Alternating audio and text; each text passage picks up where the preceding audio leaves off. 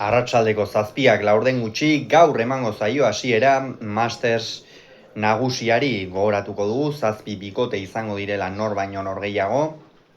Lehenengo ligaxkan denek denen aurka jokatuko dute itzuli batera, ondoren lehenengo biak zuzenean finalerdietara pasako dira, eta hirugarrenak 6. aurka eta laugarrena 5. aurka playoffak jokatuko dituzte partida bakar batera, eta partida horietako bi irabazleak izango dira finalerdiak osatuko dituzten bikoteak, eta finalerdi klasikoen ondoren iritsiko litzake finala Iruñeako Nafarroa arenan jokatuko da hori, urriaren 4ean, igandez.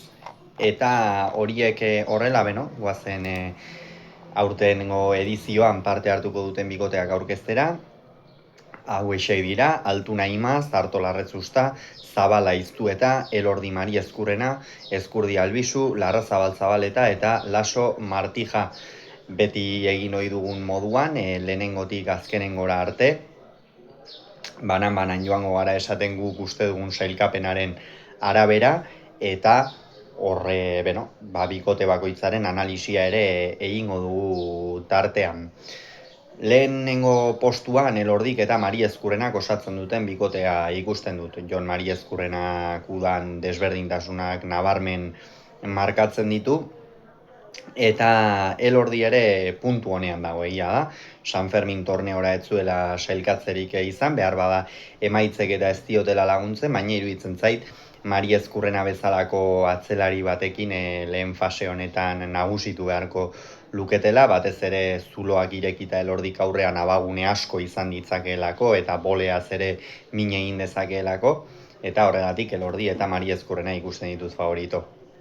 Bigarren postuan Laso eta Martijak osatzen duten bikotea ikusten dute. Unai Laso oso momentu honean, ikeragarrizko momentuan ikusten dut. Egia esan, bi txapelketak irabazi ditu San Ferminetan, bai lauterdikoa eta bai binakakoa Iztuetarekin, eta Julen Martijarekin jokatuko du gainera, naiz eta ez duen oso aurrekoan batez ere Etxeberria eta Zabaletaren aurkatzen oso finaritu, beti bermea ematen duen atzelaria da. Eta hori Lasori ongi etorriko zaio. Gainera Lasoren ezaugarrientzako ere pilotari egokia Julen Martija. Lasori, ez dio axola asko 5. kuadrora eta asko joan behar izatea airez eta sartzeko, azken finean hanka azkarrak ditu, kantxan erraz mugitzen den pilotaria da, eta horregatik alde horretatik bikote orekatua osatu dezaketela iruditzen zait. Hauek ikusten ditut bigarren. Hirugarren postuan Altuna eta Imaz ikusten ditut. Egia esan, bikote ederra hau ere, askotan Mastersean jokatua. Jokin Altuna tartean izan da horre hirugarren postuan behintzat jarri beharra zegoela iruditzen zait, beti bere bersiorik onena ateratzen du gutxien espero denean, eta orain behar bada ez da unerik gozoena bizitzen ari, amezketako aurrelaria, bai lauterdiko San Ferminetako finala galdu ostean, eta baita binaka finalera ezin sailkatzean, baina beti hor dagoen pilotaria da. Ander Imazekin gainera, 4. kuadro inguruan hartzen duenean, astintzen duena eta nagusitzen badakien pilotaria, bikote ederra hauek ere. 4. postuan Larrazabal eta Zabaleta ikusten ditut, egia esan, atzeko kuadroetan Jose Javierrek askotan aginduko du, baina ikusi beharko da, Larrazabalek aurrean zer moduz jokatzen duen, badakigu. Mari Ezkurrenarekin azkenerako ongi aritu zen, baina hasieran apur bat kosta egin zitzaion, jotzaileekin jokatzea ez dakit, Larrazabali beti kostatzen zaion edo, baina beste aukera eder bat Amurrioko aurrelariarentzat, une honetan gainera esku gozo dabil, eta boleaz minikeragarri egiten du, hor zuloak ireki ditzake, eta ea Jose Javierrek ere irekitzen dizkion, aurrean abaguneak izan ditzan. 5. postuan, 4. postuan esan dugu hau, 5. postuan Dario ez du jokatuko, Zabala eta Iztueta. Martxel, ze esan Martxelen inguruan, ez?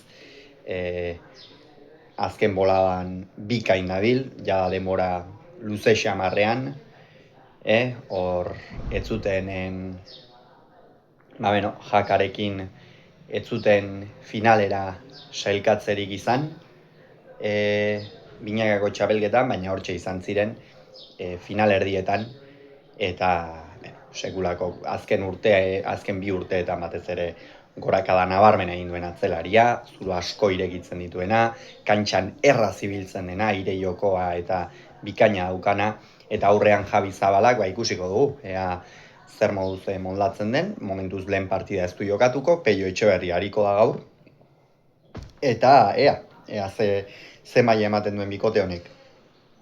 6. postuan Artola eta Arrezusta ikusten ditut.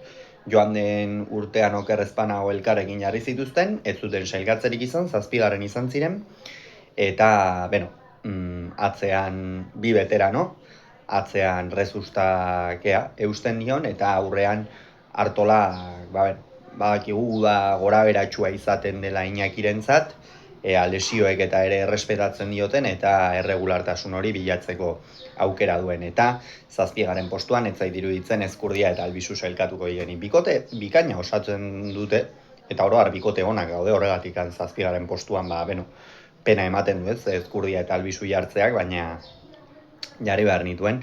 Atzean Jon Anderrek askotan aginduko du, aurrean ere Ezkurdiak erritmoa sartzeko beta izan dezake, baina kontuan izan behar bada beste bikote batzuk eurek baino txispa gehiago dutela oro har, eta horregatik kuadro hau ikusita edo Ezkurdia eta Albizu behar bada 7. postuan jartzeak bere logika baduela.